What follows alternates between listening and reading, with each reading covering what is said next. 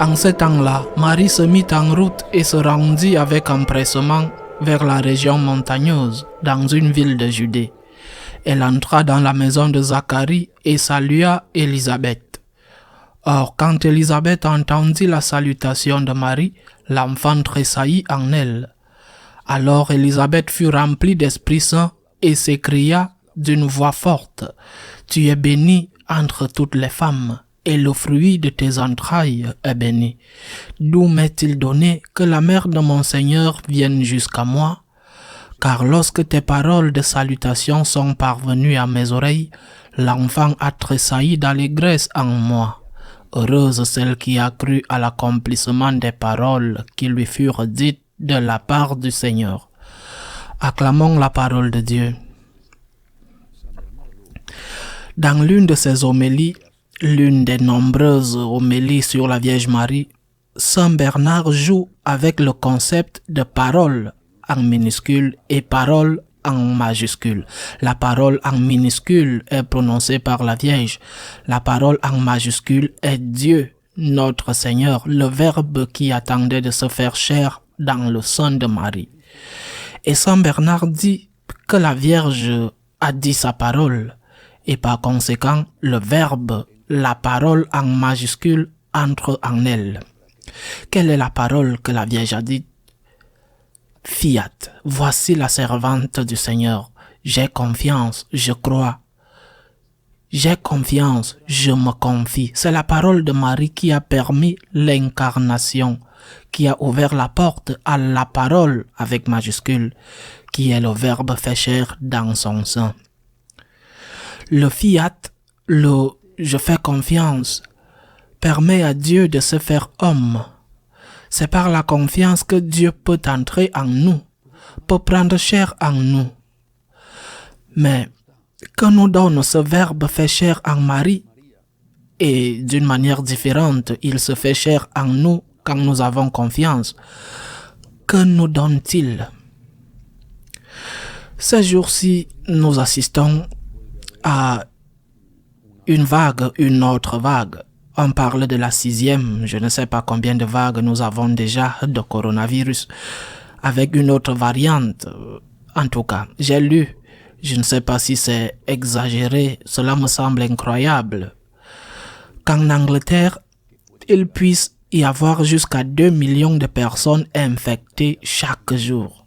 Cela me semble exagéré, mais cela a été publié comme cela. Tout le monde a peur. Les personnes célèbres, je pense au joueur de tennis espagnol Rafael Nadal, également infectés. Et bien sûr, la grande majorité, les personnes anonymes. Mais ces célébrités sont censées prendre particulièrement soin d'elles. Quelle est la parole la plus importante que nous devons entendre aujourd'hui, que nous devons dire aujourd'hui? C'est la parole que Marie a dite et que le Seigneur attend de nous. J'ai confiance en toi. Et pourquoi? Parce qu'il y a vie éternelle. Peut-on éviter la mort? Je ne parle pas du virus. Il faudra prendre des précautions extrêmes. Bref, faire très attention aux réunions en cette période de Noël. Toutes ces choses, eh bien, mais en fin de compte, si ce n'est pas le virus, ce sera autre chose. Nous allons tous mourir.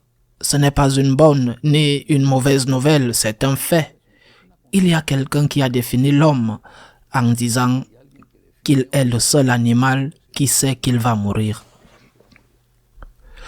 C'est pourquoi la parole la plus importante que Jésus nous dit est celle-ci. Il y a vie éternelle. Et c'est ce qui doit nous pousser à la confiance, à l'espérance. Il y a vie éternelle. La Vierge dit à Dieu par l'intermédiaire de l'ange, j'ai confiance, fiat, j'ai confiance. En quoi ai-je confiance? En quoi? J'ai confiance, Seigneur, que tu ne me laisseras pas seul. J'ai confiance que ce que je ne comprends pas a une explication pour toi. J'ai confiance en ton amour infini. J'ai confiance, Seigneur, en ta miséricorde qui m'ouvrira les portes du ciel. J'ai confiance, Seigneur, qu'il y a vie éternelle. Saint Paul, qui a longuement médité là-dessus, car c'est l'origine de sa conversion, Saint Paul a risqué sa vie parce qu'il a cru à cela. Il écrit, « Si le Christ n'est pas ressuscité, nous sommes les plus misérables des hommes. Mais le Christ est ressuscité. Il y a vie éternelle. Et c'est ce que nous devons dire au Seigneur. Je crois en toi et je crois en ta promesse et je crois, Seigneur, en tes actes. Car la résurrection est plus qu'une promesse, c'est un événement. Je crois, Seigneur, j'ai confiance en toi, Seigneur. » Quand nous disons cela au Seigneur, nous lui permettons de s'incarner en nous, de prendre chair dans notre chair, de prendre le pouvoir sur nous et de nous remplir de sa vie, de sa lumière, de son espérance. Et nous lui permettons de nous sauver et qu'un jour nous puissions être, quand il le décidera, ensemble au ciel. Et nous entendons les mêmes paroles qu'Élisabeth a dites à Marie. « Heureuse es-tu, toi qui as cru, car ce que le Seigneur t'a dit s'accomplira. Heureuse es-tu, toi qui as cru qu'il y a vie éternelle, car ce que le Seigneur t'a promis s'accomplira. » Ainsi soit-il.